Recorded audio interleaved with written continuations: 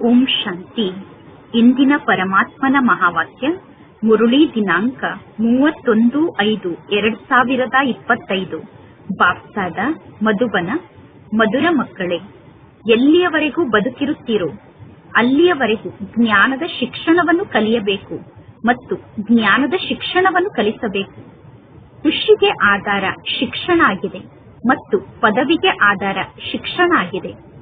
ಇಂದಿನ ಪ್ರಶ್ನೆ ಆಗಿದೆ, ಸೇವೆಯಲ್ಲಿ ಸಫಲತೆಯನ್ನು ಪ್ರಾಪ್ತಿ ಮಾಡಿಕೊಳ್ಳುವುದಕ್ಕೋಸ್ಕರ ನಿಮ್ಮಲ್ಲಿ ಮುಖ್ಯವಾಗಿ ಯಾವ ಗುಣ ಇರಬೇಕು? ಉತ್ತರ, ಸಹನಶೀಲತೆಯ ಗುಣ ಇರಬೇಕು. ಪ್ರತಿಯೊಂದು ಮಾತಿನಲ್ಲೂ ಸಹನಶೀಲರಾಗಿ ಪರಸ್ಪರ ಸೇರಿ ಸಂಘಟನೆಯನ್ನು ನಿರ್ಮಾಣ ಮಾಡಿಕೊಂಡು ಸೇವೆಯನ್ನು ಮಾಡಿ.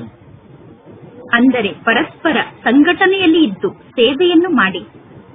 ಭಾಷಣ ಮುಂತಾದ ಸೇವೆಯನ್ನು ಮಾಡುವುದಕ್ಕೋಸ್ಕರ ಪ್ರೋಗ್ರಾಂ ಅನ್ನು ತಯಾರು ಮಾಡಿಕೊಂಡು ಬನ್ನಿ. ಮನುಷ್ಯರನ್ನು ನಿದ್ದೆಯಿಂದ ಜಾಗೃತರನ್ನಾಗಿ ಮಾಡುವುದಕ್ಕೋಸ್ಕರ ಅನೇಕ ಪ್ರಕಾರದ ವ್ಯವಸ್ಥೆಯನ್ನು ಮಾಡಬೇಕು. ಯಾರು ಅದೃಷ್ಟವಂತರಾಗುವಂತವರಾಗಿದ್ದಾರೋ ಅವರು ಬಹಳಷ್ಟು ಆಸಕ್ತಿಯಿಂದ ಶಿಕ್ಷಣವನ್ನು ಕಲಿಯುತ್ತಾರೆ. ಇಂದಿನ ಗೀತೆಯಾಗಿದೆ, ನಾವೀಗ ಅದೇ ಮಾರ್ಗದಲ್ಲಿ ನಡೆಯಬೇಕು. ಓಂ ಶಾಂತಿ. ಎಂತಹ ವಿಚಾರವನ್ನು ಮಾಡಿ ಮಕ್ಕಳಾದ ನೀವು ಮಧುಬನಕ್ಕೆ ಬರುತ್ತೀರಾ? ಯಾವ ಶಿಕ್ಷಣವನ್ನು ಕಲಿಯುವುದಕ್ಕೋಸ್ಕರ ನೀವು ಮಧುಬನಕ್ಕೆ ಬರುತ್ತೀರಾ? ನೀವು ಯಾರ ಬಳಿ ಬರುತ್ತೀರಾ? ಬಾಪ್ತಾದರವರ ಬಳಿ ಬರುತ್ತೇವೆ ಎಂದು ಮಕ್ಕಳು ಹೇಳುತ್ತಿದ್ದಾರೆ. ಇದು ಹೊಸ ಮಾತಾಗಿದೆ.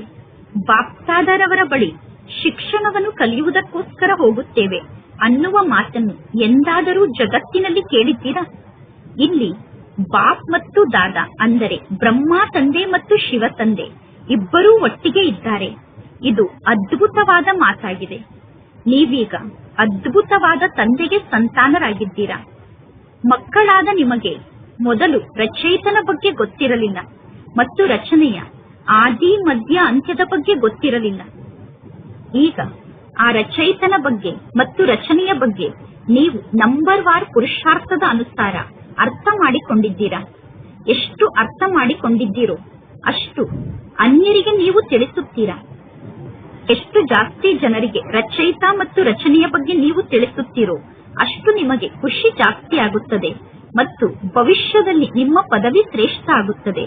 ಮುಖ್ಯ ಮಾತು ಅಂದರೆ ಈಗ ನಾವು ರಚಯಿತ ಮತ್ತು ರಚನೆಯ ಆದಿ ಮಧ್ಯ ಅಂತ್ಯವನ್ನು ಅರ್ಥ ಮಾಡಿಕೊಂಡಿದ್ದೇವೆ. ಕೇವಲ ಬ್ರಾಹ್ಮಣಿಯರಾದ ನೀವು ಮಾತ್ರ ರಚಯಿತ ಮತ್ತು ರಚನೆಯ ಬಗ್ಗೆ ಅರ್ಥ ಮಾಡಿಕೊಂಡಿದ್ದೀರಾ. ಎಲ್ಲಿಯವರೆಗೂ ಬದುಕಿರುತ್ತೇವೋ ಅಲ್ಲಿಯವರೆಗೂ ನಾವು ಬ್ರಹ್ಮ ಕುಮಾರಿಯರಾಗಿದ್ದೇವೆ ಅನ್ನುವ ನಿಶ್ಚಯವನ್ನು ಧಾರಣೆ ಮಾಡಿಕೊಳ್ಳಬೇಕು ಮತ್ತು ನಾವೀಗ ಶಿವ ತಂದೆಯ ಮೂಲಕ ಇಡೀ ವಿಶ್ವದ ಆಸ್ತಿಯನ್ನು ಪಡೆದುಕೊಳ್ಳುತ್ತಿದ್ದೇವೆ ಅನ್ನುವ ನಿಶ್ಚಯವನ್ನು ಧಾರಣೆ ಮಾಡಿಕೊಳ್ಳಬೇಕು. ಕೆಲವರು ಸಂಪೂರ್ಣ ಚೆನ್ನಾಗಿ ಶಿಕ್ಷಣವನ್ನು ಕಲಿಯುತ್ತಾರೆ, ಕೆಲವರು ಕಡಿಮೆ ಶಿಕ್ಷಣವನ್ನು ಕಲಿಯುತ್ತಾರೆ. ಮಕ್ಕಳು ಸಂಪೂರ್ಣ ಶಿಕ್ಷಣವನ್ನು ಕಲಿಯುತ್ತಿದ್ದಾರೋ ಅಥವಾ ಕಡಿಮೆ ಶಿಕ್ಷಣವನ್ನು ಕಲಿಯುತ್ತಿದ್ದಾರೋ ಅನ್ನುವ ಮಾತು ಬೇರೆ ಮಾತಾಗಿದೆ. ಆದರೂ ಕೂಡ ಈ ಮಾತಿನ ಬಗ್ಗೆ ನಿಮಗೆ ಗೊತ್ತಿದೆ ತಾನೆ? ನಾವೀಗ ಆ ಪರಮಾತ್ಮ ತಂದೆಗೆ ಮಕ್ಕಳಾಗಿದ್ದೇವೆ ಅಂದ ಮೇಲೆ ಪುನಃ ನಾವು ಶಿಕ್ಷಣವನ್ನು ಕಲಿಯುತ್ತೇವೋ ಅಥವಾ ಶಿಕ್ಷಣವನ್ನು ಕಲಿಯುವುದಿಲ್ಲವೋ ಅನ್ನುವ ಪ್ರಶ್ನೆ ಉತ್ಪನ್ನ ಆಗುತ್ತದೆ. ಎಷ್ಟು ಶಿಕ್ಷಣವನ್ನು ಕಲಿಯುತ್ತೇವೋ ಆ ಶಿಕ್ಷಣಕ್ಕನುಸಾರವಾಗಿ ನಮಗೆ ಪದವಿ ಸಿಗುತ್ತದೆ. ನಾವೀಗ ಪರಮಾತ್ಮ ತಂದೆಯ ಮಡಿಲಿಗೆ ಬಂದಿದ್ದೇವೆ ಅಂದ ಮೇಲೆ ನಾವು ರಾಜ್ಯದಾನಿಗೆ ಅಧಿಕಾರಿಗಳಾಗಬೇಕು ಅನ್ನುವ ನಿಶ್ಚಯ ನಿಮ್ಮ ಬುದ್ಧಿಯಲ್ಲಿ ಇರುತ್ತದೆ. ಆದರೆ ಶಿಕ್ಷಣವನ್ನು ಕಲಿಯುವ ಮಾತಿನಲ್ಲಿ ಹಗಲು ರಾತ್ರಿಯ ಅಂತರ ಆಗುತ್ತದೆ. ಕೆಲವರು ಚೆನ್ನಾಗಿ ಜ್ಞಾನದ ಶಿಕ್ಷಣವನ್ನು ಕಲಿಯುತ್ತಾರೆ ಮತ್ತು ಅನ್ಯರಿಗೂ ಶಿಕ್ಷಣವನ್ನು ಕಲಿಸುತ್ತಾರೆ. ಅವರಿಗೆ ಶಿಕ್ಷಣವನ್ನು ಕಲಿಯುವುದನ್ನು ಬಿಟ್ಟು ಮತ್ತು ಶಿಕ್ಷಣವನ್ನು ಕಲಿಸುವುದನ್ನು ಬಿಟ್ಟು ಬೇರೆ ಯಾವ ವಿಚಾರವೂ ಬರುವುದಿಲ್ಲ. ಕೇವಲ ನಾನು ಶಿಕ್ಷಣವನ್ನು ಕಲಿಯಬೇಕು ಮತ್ತು ಅನ್ಯರಿಗೆ ಶಿಕ್ಷಣವನ್ನು ಕಲಿಸಬೇಕು ಅನ್ನುವ ವಿಚಾರ ಅಂತ್ಯದವರೆಗೂ ಅವರ ಮನಸ್ಸಿನಲ್ಲಿ ನಡೆಯುತ್ತಿರುತ್ತದೆ. ನಾನೀಗ ಶಿಕ್ಷಣವನ್ನು ಕಲಿಯಬೇಕು ಮತ್ತು ಅನ್ಯರಿಗೆ ಶಿಕ್ಷಣವನ್ನು ಕಲಿಸಬೇಕು ಅನ್ನುವ ವಿಚಾರ ಅಂತ್ಯದವರೆಗೂ ನಮ್ಮ ಮನಸ್ಸಿನಲ್ಲಿ ನಡೆಯುತ್ತಿರಬೇಕು. ಆ ವಿದ್ಯಾರ್ಥಿ ಜೀವನದಲ್ಲಿ ಅಂತ್ಯದವರೆಗೂ ಶಿಕ್ಷಣವನ್ನು ಕಲಿಯಲು ಸಾಧ್ಯ ಇಲ್ಲ. ಆ ವಿದ್ಯಾರ್ಥಿ ಜೀವನದಲ್ಲಿ ಶಿಕ್ಷಣವನ್ನು ಕಲಿಯುವುದಕ್ಕೋಸ್ಕರ ಸಮಯ ಫಿಕ್ಸ್ ಆಗಿರುತ್ತದೆ. ಆದರೆ ಇಲ್ಲಿ ನೀವು ಎಲ್ಲಿಯವರೆಗೂ ಬದುಕಿರುತ್ತೀರೋ ಅಲ್ಲಿಯವರೆಗೂ ಈ ಜ್ಞಾನದ ಶಿಕ್ಷಣವನ್ನು ಕಲಿಯಬೇಕು ಮತ್ತು ಅನ್ಯರಿಗೆ ಕಲಿಸಬೇಕು. ನಿಮ್ಮನ್ನು ನೀವೀಗ ಕೇಳಿಕೊಳ್ಳಿ, ರಚಯಿತ ಆದಂತಹ ಪರಮಾತ್ಮ ತಂದೆಯ ಪರಿಚಯವನ್ನು ನಾನು ಎಷ್ಟು ಜನರಿಗೆ ನೀಡುತ್ತೇನೆ? ಮನುಷ್ಯರಂತೂ ಮನುಷ್ಯರಾಗಿದ್ದಾರೆ. ನೋಡಲು ಮನುಷ್ಯರಲ್ಲಿ ಯಾವ ಅಂತರವೂ ಕಾಣುವುದಿಲ್ಲ. ಶರೀರವನ್ನು ನೋಡಿದಾಗ ಏನೂ ಅಂತರ ಕಾಣುವುದಿಲ್ಲ. ಯಾರ ಶರೀರದಲ್ಲೂ ಏನೂ ಅಂತರ ಇಲ್ಲ. ಆದರೆ ಬುದ್ಧಿಯಲ್ಲಿ ಶಿಕ್ಷಣ ಮೊಳಗುತ್ತಿರುತ್ತದೆ. ಎಷ್ಟು ಜಾಸ್ತಿ ಯಾರು ಶಿಕ್ಷಣವನ್ನು ಕಲಿಯುತ್ತಾರೋ ಅಷ್ಟು ಅವರಿಗೆ ಖುಷಿ ಇರುತ್ತದೆ.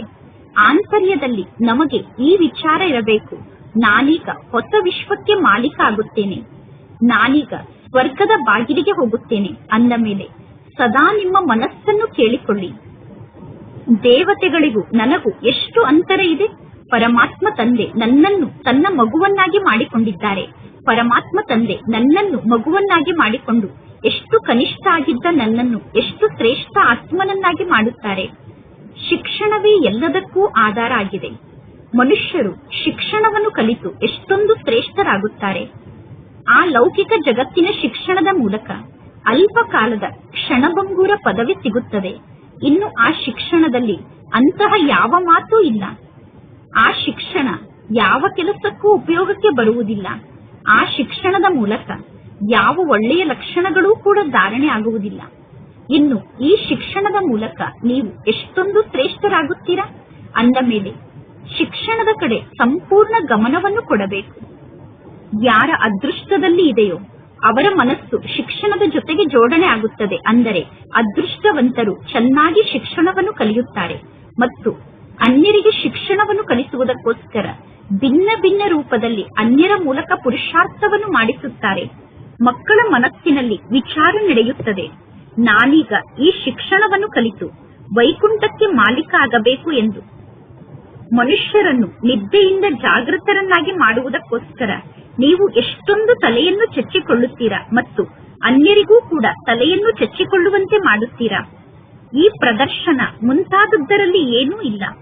ಮುಂದೆ ಹೋದಂತೆ ಜ್ಞಾನವನ್ನು ತಿಳಿಸುವುದಕ್ಕೋಸ್ಕರ ವಿಶೇಷ ವ್ಯವಸ್ಥೆಗಳು ಹುಟ್ಟಿಕೊಳ್ಳುತ್ತದೆ. ಈಗ ಪರಮಾತ್ಮ ತಂದೆ ನಮ್ಮನ್ನು ಪಾವನ ಆತ್ಮರನ್ನಾಗಿ ಮಾಡುತ್ತಿದ್ದಾರೆ. ಅಂದ ಮೇಲೆ ಶಿಕ್ಷಣದ ಕಡೆ ಸಂಪೂರ್ಣ ಗಮನವನ್ನು ಕೊಡಬೇಕು. ಪ್ರತಿಯೊಂದು ಮಾತಿನಲ್ಲೂ ಸಹನಶೀಲರಾಗಬೇಕು. ನೀವು ಪರಸ್ಪರ ಸೇರಿ ಸಂಘಟನೆಯನ್ನು ನಿರ್ಮಾಣ ಮಾಡಿಕೊಂಡು ಭಾಷಣ ಮುಂತಾದದ್ದನ್ನು ಮಾಡುವುದಕ್ಕೋಸ್ಕರ ಪ್ರೋಗ್ರಾಂ ಅನ್ನು ರಚನೆ ಮಾಡಬೇಕು. ಒಬ್ಬ ಪರಮಾತ್ಮ ತಂದೆಯ ಬಗ್ಗೆ ನಾವೀಗ ಚೆನ್ನಾಗಿ ಜ್ಞಾನವನ್ನು ತಿಳಿಸಬಹುದು. ಸರ್ವಶ್ರೇಷ್ಠ ಭಗವಂತ ಯಾರಾಗಿದ್ದಾರೆ? ಒಬ್ಬ ಪರಮಾತ್ಮ ತಂದೆಯ ಬಗ್ಗೆ ನೀವು 2 ಗಂಟೆ ಭಾಷಣವನ್ನು ಮಾಡಬಹುದು. ಈಗ ಇದು ನಿಮಗೆ ಗೊತ್ತಿದೆ. ಪರಮಾತ್ಮ ತಂದೆಯನ್ನು ನೆನಪು ಮಾಡುವುದರಿಂದ ನಮಗೆ ಖುಷಿ ಇರುತ್ತದೆ. ಒಂದು ವೇಳೆ ಮಕ್ಕಳಿಗೆ ನೆನಪಿನ ಯಾತ್ರೆಯ ಕಡೆ ಕಡಿಮೆ ಗಮನ ಇದ್ದರೆ ಅವರು ಪರಮಾತ್ಮ ತಂದೆಯನ್ನು ನೆನಪು ಮಾಡುತ್ತಿಲ್ಲ ಎಂದು ಅರ್ಥ. ಯಾರು ತಂದೆಯನ್ನು ನೆನಪು ಮಾಡುವುದಿಲ್ಲವೋ ಅವರಿಗೆ ಅವಶ್ಯವಾಗಿ ನಷ್ಟ ಆಗುತ್ತದೆ. ಎಲ್ಲದಕ್ಕೂ ಆಧಾರ ಪರಮಾತ್ಮ ತಂದೆಯ ನೆನಪಾಗಿದೆ. ಪರಮಾತ್ಮ ತಂದೆಯನ್ನು ನೆನಪು ಮಾಡುವುದರಿಂದ ನೀವು ಸ್ವರ್ಗಕ್ಕೆ ಹೋಗುತ್ತೀರಾ. ಪರಮಾತ್ಮ ತಂದೆಯ ನೆನಪನ್ನು ಮರೆತರೆ ನೀವು ಕೆಳಗಡೆ ಬೀಳುತ್ತೀರಾ. ಈ ಜ್ಞಾನದ ಮಾತನ್ನು ನಿಮ್ಮನ್ನು ಬಿಟ್ಟು ಬೇರೆ ಯಾರೂ ಅರ್ಥ ಮಾಡಿಕೊಳ್ಳಲು ಸಾಧ್ಯ ಇಲ್ಲ. ಶಿವತಂದೆಯ ಬಗ್ಗೆ ಯಾರಿಗೂ ಗೊತ್ತಿಲ್ಲ. ಬಲೆ ಕೆಲವರು ಬಹಳಷ್ಟು ವೈಭವದಿಂದ ಪೂಜೆಯನ್ನು ಮಾಡುತ್ತಾರೆ, ಅಂದರೆ ಆಡಂಬರದಿಂದ ಪೂಜೆಯನ್ನು ಮಾಡುತ್ತಾರೆ. ಪರಮಾತ್ಮ ತಂದೆಯನ್ನು ನೆನಪು ಕೂಡ ಮಾಡುತ್ತಾರೆ. ಆದರೂ ಕೂಡ ಅವರಿಗೆ ಪರಮಾತ್ಮ ತಂದೆಯ ಬಗ್ಗೆ ಗೊತ್ತಿಲ್ಲ. ಇಲ್ಲಿ ಈಗ ನಿಮಗೆ ಪರಮಾತ್ಮ ತಂದೆಯ ಮೂಲಕ ಬಹಳ ದೊಡ್ಡ ಆಸ್ತಿ ಸಿಕ್ಕಿದೆ. ಭಕ್ತಿ ಮಾರ್ಗದಲ್ಲಿ ಶ್ರೀಕೃಷ್ಣನ ಸಾಕ್ಷಾತ್ಕಾರವನ್ನು ಮಾಡಿಕೊಳ್ಳುವುದಕ್ಕೋಸ್ಕರ ಎಷ್ಟೊಂದು ತಲೆಯನ್ನು ಚಚ್ಚಿಕೊಳ್ಳುತ್ತಾರೆ. ಒಳ್ಳೆಯದು, ಅವರಿಗೆ ಶ್ರೀಕೃಷ್ಣನ ಸಾಕ್ಷಾತ್ಕಾರ ಆದರೂ ಕೂಡ ಪುನಃ ಮುಂದೆ ಯಾವ ಪ್ರಾಪ್ತಿ ಸಿಕ್ಕಿತು? ಏನೂ ಲಾಭ ಅಂತೂ ಆಗಲಿಲ್ಲ ತಾನೆ. ಈ ಜಗತ್ತನ್ನು ನೋಡಿ, ಜಗತ್ತಿನ ಜನ ಎಂತಹ ಮಾತಿನ ಆಧಾರದಿಂದ ನಡೆಯುತ್ತಿದ್ದಾರೆ.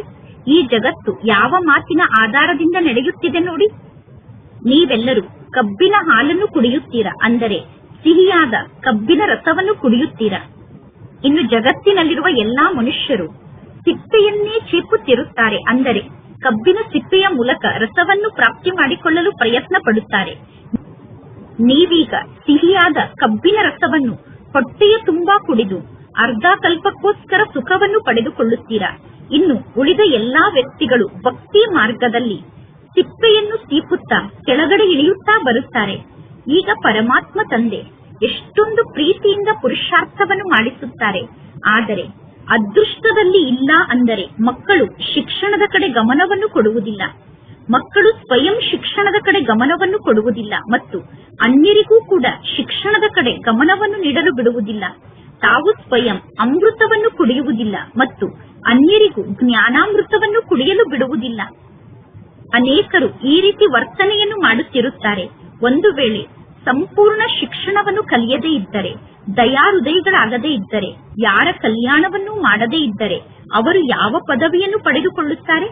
ಶಿಕ್ಷಣವನ್ನು ಕಲಿಯುವುದರಿಂದ ಮತ್ತು ಶಿಕ್ಷಣವನ್ನು ಕಲಿಸುವುದರಿಂದ ನೀವು ಎಷ್ಟು ಶ್ರೇಷ್ಠ ಪದವಿಯನ್ನು ಪಡೆದುಕೊಳ್ಳುತ್ತೀರಾ? ಯಾರು ಶಿಕ್ಷಣವನ್ನು ಕಲಿಯುತ್ತಾರೋ ಮತ್ತು ಅನ್ಯರಿಗೆ ಶಿಕ್ಷಣವನ್ನು ಕಲಿಸುತ್ತಾರೋ ಅವರು ಎಷ್ಟೊಂದು ಶ್ರೇಷ್ಠ ಪದವಿಯನ್ನು ಪಡೆದುಕೊಳ್ಳುತ್ತಾರೆ. ಶಿಕ್ಷಣವನ್ನು ಕಲಿಯದೇ ಇದ್ದರೆ ನೀವು ಯಾವ ಪದವಿಯನ್ನು ಪಡೆದುಕೊಳ್ಳುತ್ತೀರಾ? ಮುಂದೆ ಹೋದಂತೆ ಯಾವಾಗ ರಿಸಲ್ಟ್ ಬರುತ್ತದೆಯೋ ಆಗ ಎಲ್ಲರ ರಿಸಲ್ಟ್ನ ಬಗ್ಗೆ ಗೊತ್ತಾಗುತ್ತದೆ. ಆಗ ಪುನಃ ತಿಳಿದುಕೊಳ್ಳುತ್ತಾರೆ, ಅವಶ್ಯವಾಗಿ ಪರಮಾತ್ಮ ತಂದೆ ನಮಗೆ ಎಚ್ಚರಿಕೆಯನ್ನು ನೀಡುತ್ತಿದ್ದರು ಎಂದು. ನೀವೀಗ ಇಲ್ಲಿ ಕುಳಿತಿದ್ದೀರಾ. ಇಲ್ಲಿ ಕುಳಿತಿರುವ ನಿಮ್ಮ ಬುದ್ಧಿಯಲ್ಲಿ ಇರಬೇಕು, ನಾವೀಗ ಬೇಹದ್ದಿನ ತಂದೆಯ ಬಳಿ ಕುಳಿತಿದ್ದೇವೆ ಎಂದು. ಇಲ್ಲಿ ಕುಳಿತಿದ್ದರು ನಾನು ಬೇಹದ್ದಿನ ತಂದೆಯ ಬಳಿ ಕುಳಿತಿದ್ದೇನೆ ಅನ್ನುವ ವಿಚಾರ ನಿಮ್ಮ ಬುದ್ಧಿಯಲ್ಲಿ ಇರಬೇಕು. ಆ ಪರಮಾತ್ಮ ತಂದೆ ಮೇಲಿನಿಂದ ಈ ಸೃಷ್ಟಿಗೆ ಬಂದು ಈ ಬ್ರಹ್ಮನ ತನುವಿನ ಮೂಲಕ ನಮಗೆ ಶಿಕ್ಷಣವನ್ನು ಕಲಿಸುತ್ತಾರೆ. ಕಲ್ಪದ ಮೊದಲು ಪರಮಾತ್ಮ ತಂದೆ ಹೇಗೆ ಶಿಕ್ಷಣವನ್ನು ಕಲಿಸಿದ್ದರೋ ಈಗಲೂ ಕೂಡ ಬ್ರಹ್ಮನ ತನುವಿನ ಮೂಲಕ ಅದೇ ರೀತಿ ಶಿಕ್ಷಣವನ್ನು ಕಲಿಸುತ್ತಾರೆ. ಈಗ ಪುನಃ ನಾವು ಪರಮಾತ್ಮ ತಂದೆಯ ಸಮ್ಮುಖದಲ್ಲಿ ಕುಳಿತಿದ್ದೇವೆ. ನಾವೀಗ ಪರಮಾತ್ಮ ತಂದೆಯ ಜೊತೆಗೆ ವಾಪಸ್ ಮನೆಗೆ ಹೋಗಬೇಕು. ಯಾರನ್ನೂ ಕೂಡ ಪರಮಾತ್ಮ ತಂದೆ ಇಲ್ಲೇ ಬಿಟ್ಟು ಹೋಗುವುದಿಲ್ಲ. ಪರಮಾತ್ಮ ತಂದೆ ಎಲ್ಲರನ್ನೂ ಜೊತೆಗೆ ಕರೆದುಕೊಂಡು ಹೋಗುತ್ತಾರೆ. ಈಗ ಈ ಹಳೆಯ ಜಗತ್ತು ವಿನಾಶ ಆಗುತ್ತದೆ. ಈ ಮಾತು ಬೇರೆ ಯಾರಿಗೂ ಗೊತ್ತಿಲ್ಲ. ಮುಂದೆ ಹೋದಂತೆ ನೀವು ಈ ಎಲ್ಲಾ ಮಾತನ್ನು ಅರ್ಥ ಮಾಡಿಕೊಳ್ಳುತ್ತೀರಾ. ಅವಶ್ಯವಾಗಿ ಹಳೆಯ ಜಗತ್ತು ಸಮಾಪ್ತಿಯಾಗಲೇಬೇಕು. ಈ ಹಳೆಯ ಜಗತ್ತಿನ ಅಂತ್ಯ ಆದಾಗ ಯಾರಿಗೂ ಏನೂ ಪ್ರಾಪ್ತಿ ಸಿಗುವುದಿಲ್ಲ. ಈ ಮಾತು ಬೇರೆ ಯಾರಿಗೂ ಗೊತ್ತಿಲ್ಲ. ಅಂತ್ಯದಲ್ಲಿ ಟೂಲೇಟ್ನ ಬೋರ್ಡ್ ಅನ್ನು ಹಾಕಲಾಗುತ್ತದೆ. ಲೆಕ್ಕಾಚಾರವನ್ನು ಚುಕ್ತ ಮಾಡಿಕೊಂಡು ಎಲ್ಲರೂ ವಾಪಸ್ ಮನೆಗೆ ಹೋಗಬೇಕು. ಈಗ ಇಲ್ಲಿ ಯಾರು ಬುದ್ಧಿವಂತ ಮಕ್ಕಳಾಗಿದ್ದಾರೋ ಅವರೇ ಈ ಜ್ಞಾನದ ಮಾತನ್ನು ಅರ್ಥ ಮಾಡಿಕೊಂಡಿದ್ದಾರೆ. ಯಾರು ಬುದ್ಧಿವಂತ ಮಕ್ಕಳಾಗಿದ್ದಾರೋ ಅವರು ಸೇವೆಯಲ್ಲಿ ಉಪಸ್ಥಿತ ಆಗಿದ್ದಾರೆ. ಅವರೇ ಮಾಸ್ಪಿತಾರನ್ನು ಅನುಕರಣೆ ಮಾಡುತ್ತಾರೆ. ಬ್ರಹ್ಮ ತಂದೆ ಹೇಗೆ ಆತ್ಮಿಕ ಸೇವೆಯನ್ನು ಮಾಡುತ್ತಾರೋ ಮಕ್ಕಳಾದ ನೀವು ಕೂಡ ಅದೇ ರೀತಿ ಆತ್ಮಿಕ ಸೇವೆಯನ್ನು ಮಾಡಬೇಕು. ಕೆಲವರು ಇಂತಹ ಮಕ್ಕಳಿದ್ದಾರೆ, ಅವರಿಗೆ ಸದಾ ಸೇವೆಯನ್ನು ಮಾಡುವಂತಹ ಒಂದೇ ಒಂದು ಮಾತಿನಲ್ಲಿ ಆಸಕ್ತಿ ಇರುತ್ತದೆ, ಸೇವೆಯ ಗುಂಗಿನಲ್ಲೇ ಇರುತ್ತಾರೆ. ಅಂತಹ ಮಕ್ಕಳ ಬಗ್ಗೆ ಪರಮಾತ್ಮ ತಂದೆ ಕೂಡ ಮಹಿಮೆಯನ್ನು ಮಾಡುತ್ತಾರೆ. ಅಂದ ಮೇಲೆ ನೀವೀಗ ಅಂತಹ ಮಕ್ಕಳ ಸಮಾನ ಆಗಬೇಕು. ಎಲ್ಲರಿಗೂ ಸೆಂಟರ್ನಲ್ಲಿ ಟೀಚರ್ ಅಂತೂ ಸಿಗುತ್ತಾರೆ ತಾನೆ. ಇನ್ನು ನೀವೆಲ್ಲರೂ ಮಧುಬನಕ್ಕೆ ಬರುತ್ತೀರಾ. ಮಧುಬನದಲ್ಲಿ ದೊಡ್ಡ ಟೀಚರ್ ಕುಳಿತಿದ್ದಾರೆ. ಪರಮಾತ್ಮ ತಂದೆಯನ್ನು ನೆನಪು ಮಾಡದೇ ಇದ್ದರೆ ನೀವು ಹೇಗೆ ಸುಧಾರಣೆ ಆಗಲು ಸಾಧ್ಯ? ಜ್ಞಾನ ಬಹಳ ಸಹಜ ಆಗಿದೆ. 84 ಜನ್ಮದ ಚಕ್ರದ ಬಗ್ಗೆ ಅನ್ಯರಿಗೆ ಜ್ಞಾನವನ್ನು ತಿಳಿಸುವುದು ಎಷ್ಟು ಸಹಜ ಆಗಿದೆ. ಆದರೂ ಕೂಡ ನೀವು ಎಷ್ಟೊಂದು ತಲೆಯನ್ನು ಚಚ್ಚಿಕೊಳ್ಳಬೇಕಾಗುತ್ತದೆ. ಪರಮಾತ್ಮ ತಂದೆ ಎಷ್ಟು ಸಹಜ ಮಾತನ್ನು ತಿಳಿಸುತ್ತಾರೆ. ತಂದೆಯಾದ ನನ್ನನ್ನು ನೆನಪು ಮಾಡಿ ಮತ್ತು 84 ಜನ್ಮದ ಚಕ್ರವನ್ನು ನೆನಪು ಮಾಡಿ, ಆಗ ನಿಮ್ಮ ನೌಕೆ ಪಾರಾಗುತ್ತದೆ ಎಂದು ತಂದೆ ತಿಳಿಸುತ್ತಾರೆ. ಈ ಸಂದೇಶವನ್ನು ನೀವೀಗ ಎಲ್ಲರಿಗೂ ತಿಳಿಸಬೇಕು. ನಿಮ್ಮ ಮನಸ್ಸನ್ನು ನೀವೇ ಕೇಳಿಕೊಳ್ಳಿ, ನಾನು ಎಲ್ಲಿಯವರೆಗೂ ಸಂದೇಶಿಯಾಗಿದ್ದೇನೆ ಅಂದರೆ ಅನೇಕರಿಗೆ ಸಂದೇಶವನ್ನು ನೀಡುವಂತಹ ಸಂದೇಶಿ ನಾನಾಗಿದ್ದೇನಾ ಎಂದು ಸ್ವಯಂ ಅನ್ನು ಕೇಳಿಕೊಳ್ಳಿ. ಎಷ್ಟು ಜಾಸ್ತಿ ಜನರನ್ನು ನೀವು ಜಾಗೃತರನ್ನಾಗಿ ಮಾಡುತ್ತೀರೋ ಅಷ್ಟು ದೊಡ್ಡ ಬಹುಮಾನ ನಿಮಗೆ ಸಿಗುತ್ತದೆ. ಒಂದು ವೇಳೆ ಅನ್ಯರನ್ನು ನಾವು ಜಾಗೃತರನ್ನಾಗಿ ಮಾಡುತ್ತಿಲ್ಲ ಅಂದರೆ ಅವಶ್ಯವಾಗಿ ಎಲ್ಲೋ ನಾವೇ ಮಲಗಿದ್ದೇವೆ ಎಂದು ಅರ್ಥ. ನಾವು ಮಲಗಿದ್ದರೆ ಪುನಃ ನಮಗೆ ಇಷ್ಟು ಶ್ರೇಷ್ಠ ಪದವಿ ಸಿಗಲು ಸಾಧ್ಯ ಇಲ್ಲ. ಪರಮಾತ್ಮ ತಂದೆ ಪ್ರತಿದಿನ ತಿಳಿಸುತ್ತಾರೆ, ರಾತ್ರಿ ಮಲಗುವುದಕ್ಕಿಂತ ಮೊದಲು ನಿಮ್ಮ ಇಡೀ ದಿನದ ಲೆಕ್ಕವನ್ನು ನೋಡಿಕೊಳ್ಳಿ. ನಾನು ಇಡೀ ದಿನ ಸೇವೆಯಲ್ಲಿ ಉಪಸ್ಥಿತ ಆಗಿದ್ದೆ ತಾನೆ. ಮುಖ್ಯ ಮಾತು ಅಂದರೆ ಪರಮಾತ್ಮ ತಂದೆಯ ಪರಿಚಯವನ್ನು ನೀಡುವುದಾಗಿದೆ. ಪರಮಾತ್ಮ ತಂದೆ ಭಾರತವನ್ನು ಸ್ವರ್ಗವನ್ನಾಗಿ ಮಾಡಿದ್ದರು. ಈಗ ಈ ಜಗತ್ತು ನರಕ ಆಗಿದೆ. ಪುನಃ ಈ ಜಗತ್ತು ಸ್ವರ್ಗ ಆಗುತ್ತದೆ. ಈ ಚಕ್ರ ತಿರುಗುತ್ತಿರುತ್ತದೆ. ನಾವೀಗ ತಮೋ ಪ್ರಧಾನರಿಂದ ಸತೋ ಪ್ರಧಾನ ಆತ್ಮರಾಗಬೇಕು. ಪರಮಾತ್ಮ ತಂದೆಯನ್ನು ನೀವೀಗ ನೆನಪು ಮಾಡಿ. ಆಗ ನಿಮ್ಮ ಆಂತರ್ಯದಲ್ಲಿರುವಂತಹ ವಿಕಾರಿ ಗುಣಗಳು ಸಮಾಪ್ತಿಯಾಗುತ್ತದೆ. ಸತ್ಯುಗದಲ್ಲಿ ಜನಸಂಖ್ಯೆ ಬಹಳಷ್ಟು ಕಡಿಮೆ ಇರುತ್ತದೆ. ನಂತರ ರಾವಣ ರಾಜ್ಯದಲ್ಲಿ ಜನಸಂಖ್ಯೆ ಬಹಳಷ್ಟು ವೃದ್ಧಿಯಾಗುತ್ತಾ ಹೋಗುತ್ತದೆ. ಸತ್ಯುಗದಲ್ಲಿ 9 ಲಕ್ಷ ಜನಸಂಖ್ಯೆ ಇತ್ತು. ನಂತರ ನಿಧಾನವಾಗಿ ಜನಸಂಖ್ಯೆ ವೃದ್ಧಿಯಾಗುತ್ತಾ ಹೋಯಿತು.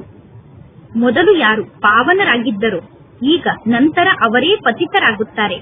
ಸತ್ಯುಗದಲ್ಲಿ ದೇವತೆಗಳ ಪವಿತ್ರ ಪ್ರವೃತ್ತಿ ಮಾರ್ಗ ಇತ್ತು. ನಂತರ ಅದೇ ಪ್ರವೃತ್ತಿ ಮಾರ್ಗ ಅಪವಿತ್ರ ಪ್ರವೃತ್ತಿ ಮಾರ್ಗ ಆಗುತ್ತದೆ. ನಂತರ ಅದೇ ದೇವತಾ ಆತ್ಮರೇ ಅಪವಿತ್ರ ಪ್ರವೃತ್ತಿ ಮಾರ್ಗದವರಾಗಿ ಬಿಡುತ್ತಾರೆ.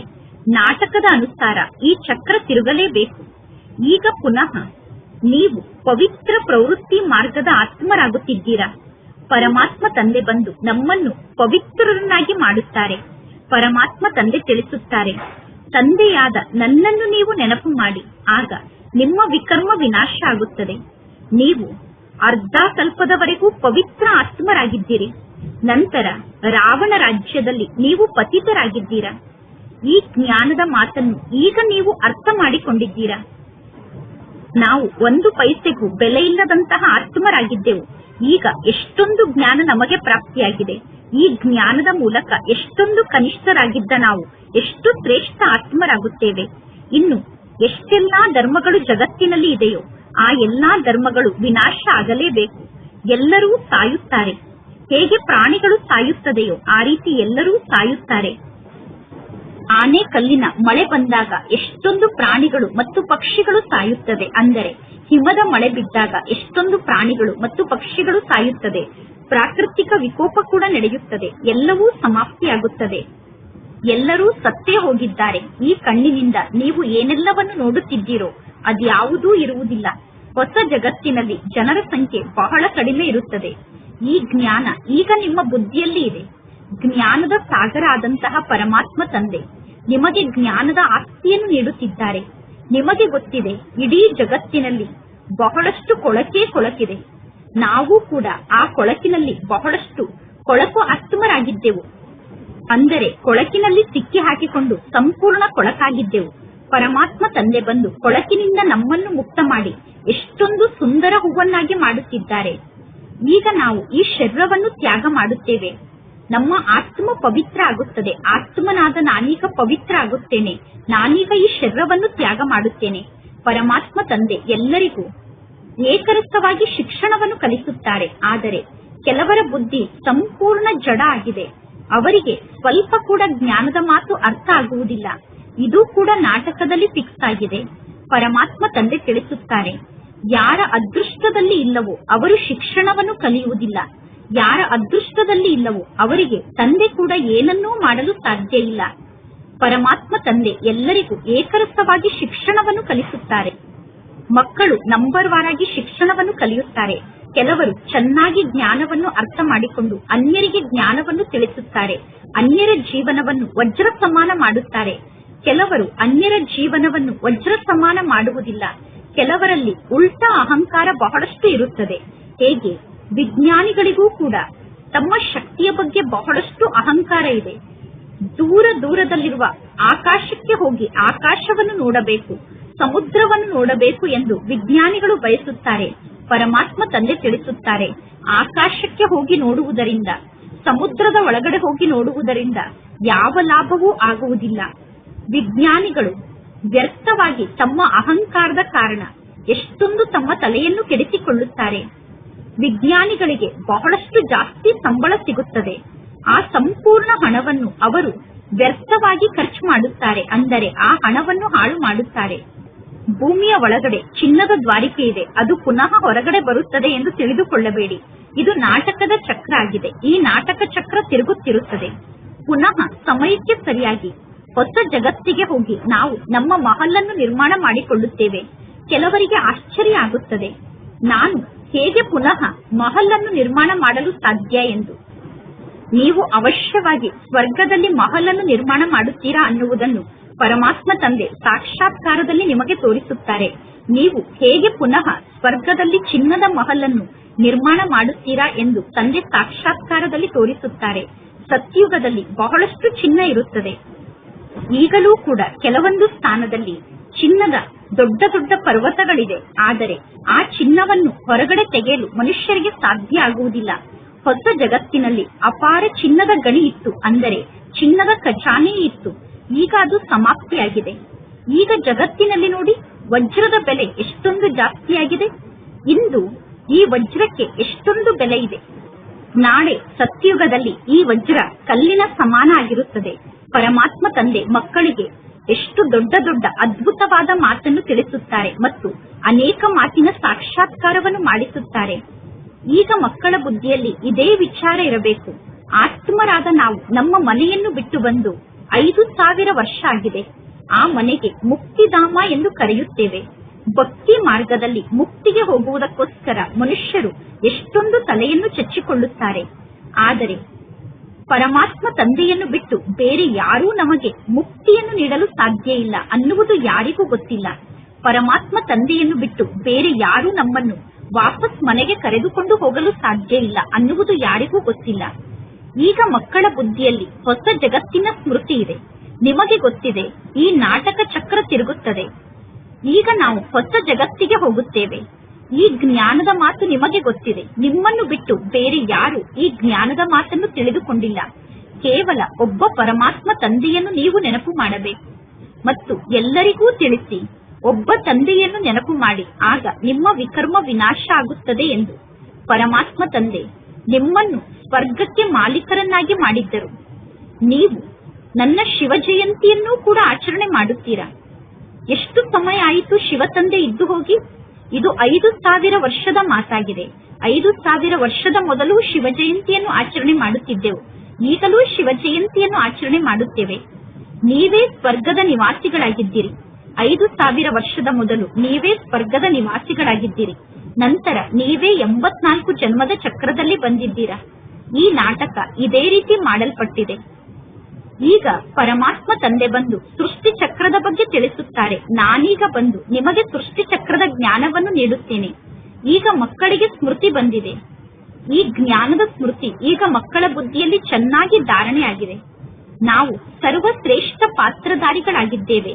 ಪರಮಾತ್ಮ ಶಿವ ತಂದೆಯ ಜೊತೆಗೆ ನಮ್ಮ ಪಾತ್ರ ನಡೆಯುತ್ತಿದೆ. ನಾವೀಗ ಪರಮಾತ್ಮ ಶಿವ ತಂದೆಯ ಶ್ರೀಮತದಂತೆ ನಡೆದು ಪರಮಾತ್ಮ ತಂದೆಯ ನೆನಪಿನಲ್ಲಿ ಸ್ಥಿತಾಗಿ ಅನ್ಯರನ್ನೂ ಕೂಡ ನಮ್ಮ ಸಮಾನ ಮಾಡಿಕೊಳ್ಳುತ್ತೇವೆ. ಕಲ್ಪದ ಮೊದಲು ಯಾರು ದೇವತೆಗಳಾಗಿದ್ದರೋ ಈಗಲೂ ಅವರೇ ದೇವತೆಗಳಾಗುತ್ತಾರೆ.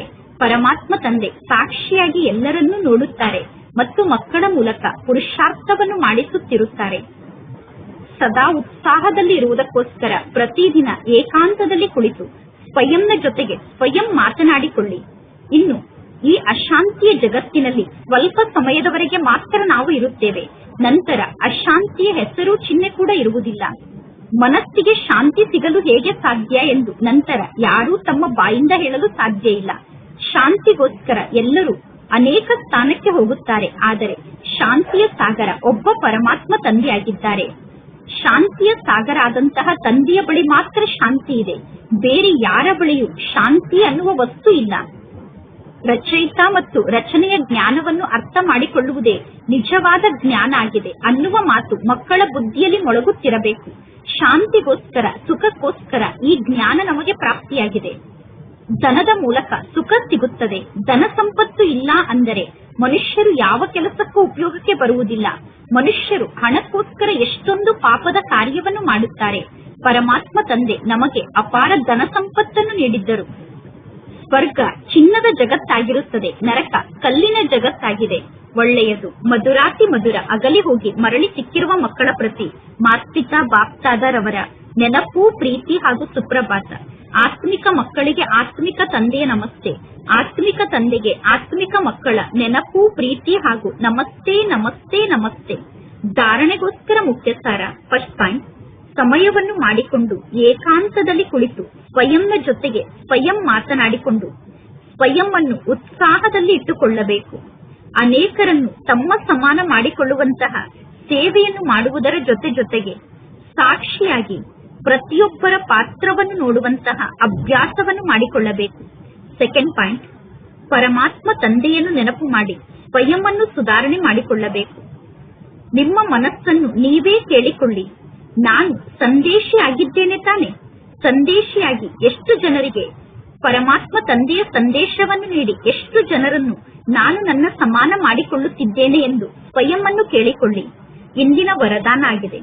ಶ್ರೇಷ್ಠ ಪುರುಷಾರ್ಥದ ಮೂಲಕ ಫೈನಲ್ ರಿಸಲ್ಟ್ ನಲ್ಲಿ ಫಸ್ಟ್ ನಂಬರ್ ಅನ್ನು ಪಡೆದುಕೊಳ್ಳುವಂತಹ ಹಾರುವ ಪಕ್ಷಿಗಳಾಗಿ ಫೈನಲ್ ರಿಸಲ್ಟ್ ನಲ್ಲಿ ಫಸ್ಟ್ ನಂಬರ್ ಅನ್ನು ಪಡೆದುಕೊಳ್ಳುವುದಕ್ಕೋಸ್ಕರ 1ನೇ ಪಾಯಿಂಟ್ ಆಗಿದೆ. ಮನಸ್ಸಿನಲ್ಲಿ ಅವಿನಾಶಿ ವೈರಾಗ್ಯವನ್ನು ಧಾರಣೆ ಮಾಡಿಕೊಂಡು ಅವಿನಾಶಿ ವೈರಾಗ್ಯದ ಮೂಲಕ ಕಳೆದು ಹೋದಂತಹ ಮಾತುಗಳನ್ನು ಸುಟ್ಟು ಹಾಕಿ, ಹಳೆಯ ಸಂಸ್ಕಾರ ಅನ್ನುವ ಬೀಜವನ್ನು ಸುಟ್ಟು ಹಾಕಿ. 2ನೇ ಪಾಯಿಂಟ್ ಆಗಿದೆ. ಅಮೃತ ವೇಳೆಯಿಂದ ರಾತ್ರಿಯವರೆಗೂ ಈಶ್ವರಿಯ ನಿಯಮ ಮತ್ತು ಮರ್ಯಾದೆಯನ್ನು ಸದಾ ಪಾಲನೆ ಮಾಡುವಂತಹ ವ್ರತವನ್ನು ಧಾರಣೆ ಮಾಡಿಕೊಳ್ಳಿ. ಮತ್ತು 3ನೇ ಮಾತಾಗಿದೆ. ಮನಸ್ಸಿನ ಮೂಲಕ, ವಾಣಿಯ ಮೂಲಕ, ಸಂಬಂಧ ಸಂಪರ್ಕದ ಮೂಲಕ ನಿರಂತರ ಮಹಾದಾನಿಗಳಾಗಿ, ಪುಣ್ಯಾತ್ಮರಾಗಿ ದಾನ ಪುಣ್ಯವನ್ನು ಮಾಡುತ್ತಾ ಇರಿ. ಯಾವಾಗ ಈ ರೀತಿ ಶ್ರೇಷ್ಠ ರೂಪದಲ್ಲಿ ಹೈ ಜಂಪ್ ಅನ್ನು ಮಾಡುವಂತಹ ಪುರುಷಾರ್ಥವನ್ನು ಮಾಡುತ್ತೀರೋ ಆಗ ಹಾರುವ ಪಕ್ಷಿಯಾಗಿ ಫೈನಲ್ ರಿಸಲ್ಟ್ ನಲ್ಲಿ ನಂಬರ್ 1 ನಲ್ಲಿ ಬರಲು ಸಾಧ್ಯ. ಇಂದಿನ ಸ್ಲೋಗನ್ ಆಗಿದೆ.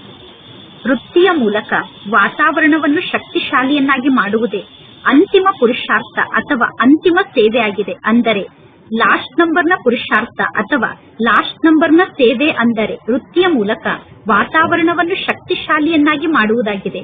ಇಂದಿನ ಅವ್ಯಕ್ತ ಸೂಚನೆಯಾಗಿದೆ. ಆತ್ಮಿಕ ರಾಯಲ್ಟಿ ಮತ್ತು ಪವಿತ್ರತೆಯ ವ್ಯಕ್ತಿತ್ವವನ್ನು ಧಾರಣೆ ಮಾಡಿಕೊಳ್ಳಿ. ವಿಶೇಷ ಆತ್ಮರು ಅಥವಾ ಮಹಾನ್ ಆತ್ಮರು ದೇಶದ ವ್ಯಕ್ತಿತ್ವ ಆಗಿದ್ದಾರೆ ಎಂದು ಹೇಳಿಸಿಕೊಳ್ಳುತ್ತಾರೆ. ವಿಶೇಷ ಆತ್ಮರಿಗೆ ಅಥವಾ ಮಹಾನ್ ಆತ್ಮರಿಗೆ ದೇಶದ ವ್ಯಕ್ತಿತ್ವ ಅಥವಾ ವಿಶ್ವದ ವ್ಯಕ್ತಿತ್ವ ಎಂದು ಕರೆಯಲಾಗುತ್ತದೆ. ಪವಿತ್ರತೆಯ ವ್ಯಕ್ತಿತ್ವ ಅಂದರೆ ಪ್ರತಿಯೊಂದು ಕರ್ಮದಲ್ಲೂ ಮಹಾನತೆ ಅಂದರೆ ವಿಶೇಷತೆ ಉಳ್ಳಂತವರಾಗುವುದು. ಆತ್ಮಿಕ ವ್ಯಕ್ತಿತ್ವ ಉಳ್ಳಂತಹ ಆತ್ಮರು ತಮ್ಮ ಶಕ್ತಿ, ತಮ್ಮ ಸಮಯ, ತಮ್ಮ ಸಂಕಲ್ಪವನ್ನು ವ್ಯರ್ಥವಾಗಿ ಕಳೆಯುವುದಿಲ್ಲ. ಅವರು ಸಮಯ, ಶಕ್ತಿ, ಸಂಕಲ್ಪವನ್ನು ಸಫಲ ಮಾಡಿಕೊಳ್ಳುತ್ತಾರೆ. ಇಂತಹ ವ್ಯಕ್ತಿತ್ವ ಉಳ್ಳಂತಹ ಆತ್ಮರು ಎಂದೂ ಕೂಡ ಸಣ್ಣ ಸಣ್ಣ ಮಾತಿನಲ್ಲಿ ತಮ್ಮ ಮನಸ್ಸು, ಬುದ್ಧಿಯನ್ನು ಬ್ಯುಸಿಯಾಗಿ ಇಟ್ಟುಕೊಳ್ಳುವುದಿಲ್ಲ. ಒಳ್ಳೆಯದು. ಓಂ ಶಾಂತಿ.